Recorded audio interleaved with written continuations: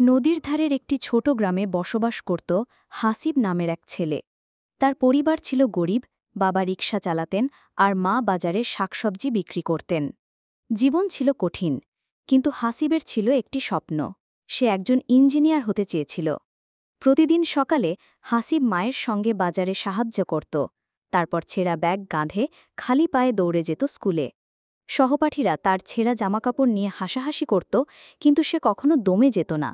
সে সবসময় প্রথম বেঞ্চে বসত, মন দিয়ে শুনত আর প্রশ্ন করত। সে ছিল কৌতূহলী, দৃঢ়চেতা এবং অধ্যবসায়ী। রাতে যখন সবাই ঘুমিয়ে পড়ত, হাসিব তখন কেরোসিনের আলোয় পড়াশোনা করত। অনেক সময় বাড়িতে খাবারও থাকত না। কখনো কখনো তাকে স্কুল মিস করতে হতো, বাবার সঙ্গে রিকশা চালাতে যেত।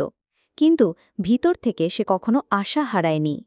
একদিন এক শিক্ষক হাসিবের মেধা লক্ষ্য করেন এবং বিনামূল্যে তাকে পড়াতে শুরু করেন। তিনি পুরনো বই দেন, বৃত্তির জন্য আবেদন করতে সাহায্য করেন, আর সবচেয়ে বড় কথা, তিনি হাসিবকে বিশ্বাস করতেন। বছর পার হয়ে যায়, হাসিব এসএসসি ও এইচএসসিতে জিপিএ 5 পেয়ে পাশ করে। সে পূর্ণ বৃত্তি নিয়ে বুয়েট-এ ভর্তি হয়। যে গ্রাম একসময় তাকে অবহেলা করত, আজ সেই গ্রামই তাকে নিয়ে গর্ব করে।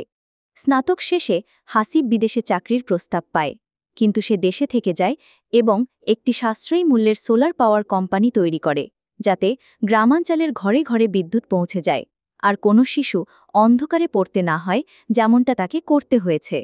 একজন রিকশাচালকের ছেলেকে সফল ইঞ্জিনিয়ার ও উদ্যোক্তায় পরিণত হতে দেখা, হাসিবের এই পথচলা হয়ে ওঠে আশা, সংগ্রাম আর সাফল্যের প্রতীক।